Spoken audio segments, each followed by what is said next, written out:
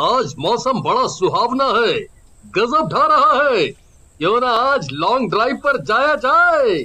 तू भी कमाल करता है राजेश। आसमान देख रहा है, काली घटा छाई हुई है और तुझे मस्ती सूझ रही है। मुझे लगता है कि बारिश तेज होगी, कहीं हम बारिश में फंस न जाएं। चुप कर यार, डरपोक कहीं का। हमेशा अपने मुंह से उल्टी सीधी बात ही निकालता है। ये उम्र डरने की नहीं बल्कि घूमने की होती है, कुछ एडवेंचर करने की होती है। मैंने सुना प्रीतमपुर के पास एक जंगल पड़ता है जहाँ पर जाने से लोग घबराते हैं। आज वहीं चलते हैं, कुछ मौज मस्ती करते हैं। राजेश की बात का प्रीति ने हंसते हुए जवाब दिया। वाह राजेश, मजा आ जाएगा। मैंने सुना है उस जंगल में कोई चुड़ैल रहती है जो सबको मार देती है। बेवकूफ लोग साइंस के दौर में इन बातों पर यकीन करते हैं। ऐसे मजाक नहीं उड़ाते शिल्पी, चुड़ैल होती है। मेरी माँ बताती है चुड़ैल के बारे में। तू तो हमेशा से डरपोक ही रही है, अपनी बात मत कर।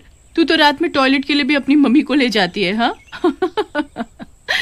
आज मौसम बड़ा बेईमान है, बड़ा बेईमान है। आज मौसम आने वाला कोई। अपनी बकवास आवाज में गाना बंद कर यार, और सुन, हम लोग रात से पहले वापस आ जाएंगे। हाँ। क्या हुआ, गाड़ी क्यों रोक दी? लगता है इंजन गर्म हो गया है। क्या बात है, तुम सब लोग यहाँ क्यों खड़े हो? सब ठीक तो है ना? हाँ, हम सब लोग प्रीतम नगर के जंगल की तरफ जा रहे थे और गाड़ी का इंजन गर्म हो गया, इसलिए गाड़ी रुक गई। यहाँ पर कहीं आसपास पानी मिलेगा क्या?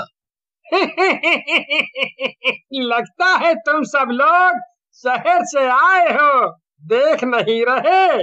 आसमान में काली घटा छाई हुई है। कुछ ही देर के बाद पानी ही पानी हो जाएगा सड़क पर। गाड़ी तुम्हारी खुद ही ठंडी हो जाएगी।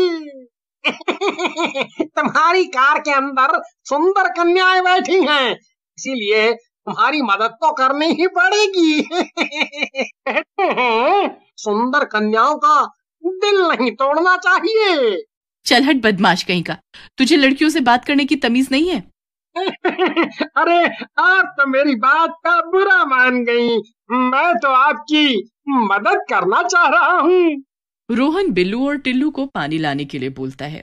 वो दोनों मदद के लिए तैयार हो जाते हैं और वो पानी लेने के लिए आगे की ओर चल देते हैं। तूने देखा टिल्लू, कार के अंदर बैठी हुई लड़कियां कितनी मस्त थी। मुझे तो ये समझ में ही नहीं आ रहा बिल्लू कि तुझे हो क्या गया है। रात होने में कुछ ही समय बाकी है, हमें यहाँ से भाग जाना चाहिए। कहीं ऐसा ना हो कि जंगल की चुड़ैल हमें भी मार दे। पागल हो गया है क्या? कोई चुड़ैल वुड़ैल नहीं होती, ये तो सब गांव वाले डराने के लिए कहते हैं। बिल्लू, तेरी आशिकी किसी दिन हम दोनों को मरवाएगी। टिल्लू, वो देख सामने नल है, हम लोग यहीं से पानी भर लेंगे और उन लोगों को दे देंगे। कन्याएं खुश हो जाएंगी, दीवानी हो जाएंगी मेरी। चल तू एक काम कर, तू नल चला, मैं पानी भरता हूँ।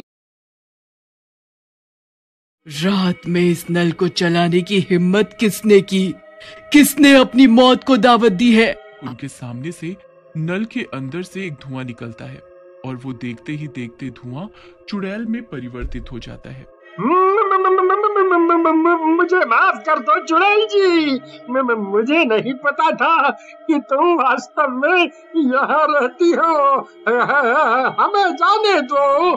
कैसी बातें कर रहा है राजा? अभी कुछ देर पहले तो तू गाना गा रहा था, आशिकी में तेरी जान जाएगी। अब जब जान जाने की बारी आ गई तो डर क्यों रहा है? बिल्लू और टिल्लू वहां से भागने वाले होते हैं कि चुड़ैल दोनों को पकड़ लेती है। चुड़ैल एक झटके में बिल्लू की गर्दन तोड़कर उसका खून पी जाती है और वही हाल टिल्लू का भी करती है। दोनों दोस्त उसी वक्त मर जाते हैं। चुड़ैल उनके हाथ से पानी की बोतल लेकर उस तरफ चल देती है जहां पर रोहन और उसके दोस्त टिल्लू और बिल्लू का इंतजार कर रहे थे। बिल्लू और टिल्लू के अभी तक नहीं आने से वो सब लोग परेशान थे। प्रीति जो कि पहले बहादुरी की बातें कर रही थी, उसने डरते डरते राजेश से कहा, मुझे तो बहुत डर लग रहा है राजेश। अब तो रात भी हो गई है और बूंदाबांदी भी शुरू हो गई है। उन लोगों को अब तक आ जाना चाहिए था। तुम तो खामखा डर रही हो प्रीति।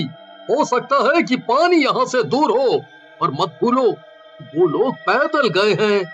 राजेश ने ये कहा ही था कि तभी अचानक उसने देखा सामने चुड़ैल हाथ में पानी की बोतल लिए हुए उनके नजदीक ही आ रही थी।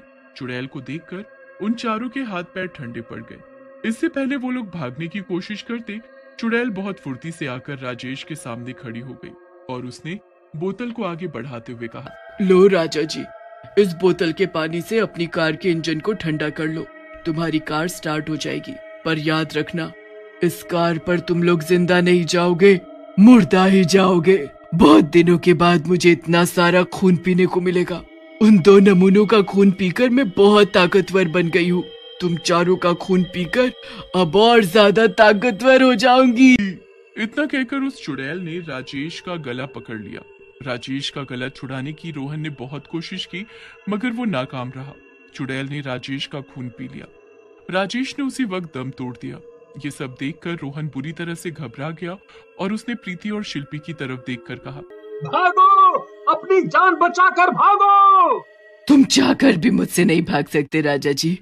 तुम्हारे एक दोस्त का खून तो मैंने पी लिया, अब तेरी बारी है। इतना कहकर चुड़ैल ने रोहन का भी गला पकड़ लिया और उसके साथ भी वही किया जो राजेश के साथ किया था। प्रीति और शिल्पी उस जंगल में बुरी तरह से भागने लगी। चुड़ैल अचानक उन दोनों के सामने आकर खड़ी हो गई और वो जोर जोर से हंसने लगी। चुड़ैल ने बहुत फुर्ती से प्रीति का गला भी पकड़ लिया। वो उसका खून पीने ही वाली थी कि अचानक पीछे से एक भारी स्वर गूंजा, रुक जा चुड़ैल, उन्हें बहुत मासूम और बेकसूरों की जान ली है। अब इससे ज्यादा और नहीं। मैंने इस कार को यहाँ पर आते देख लिया था। मैं समझ गया था कि कुछ अनहोनी होने वाली है। उस आवाज को सुनकर चुड़ैल ने प्रीति का गला छोड़ दिया। प्रीति खांसती हुई नीचे गिर गई और शिल्पी ने उसे उठा लिया। चुड़ैल ने जब पीछे मुड़कर देखा तो सामने एक तांत्रिक खड़ा हुआ था। चुड़ैल उस तांत्रिक को देखकर हंसने लगी। ए तांत्रिक, तुझे क्या लगता है कि तू मुझे रोक लेगा? ये सारा जंगल मेरा है। रात में यहाँ से जो कोई भी गुजरेगा तो मैं उसे मार दूंगी। यहाँ पर सड़क बनाकर तुम लोगों ने गलती की है, उसका खामियाजा भी तुम्हें भुगतना पड़ेगा। नहीं चुड़ैल, बस अब और नहीं। तेरा अंतिम वक्त आज आ गया है।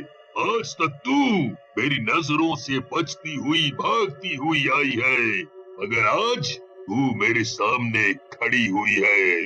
अब तू जिंदा नहीं बच पाएगी। इतना कहकर उस तांत्रिक ने अपनी झोली में से मंत्रयुक्त सिद्ध सिंदूर निकाला और उसने वो चुड़ैल के सर की तरफ फेंक दिया। जैसे ही वो सिंदूर चुड़ैल के सिर पर गिरा, चुड़ैल के बाल जलने लगे और वो बुरी तरह से तड़प तड़प कर तांत्रिक से कहने लगी, ए तांत्रिक, मुझे जाने दे, मुझे माफ कर दे, अब मैं किसी को नहीं मारूंगी। नहीं चुड़ैल, तू दया के काबिल नहीं। तेरी मौत ही तेरी सजा है।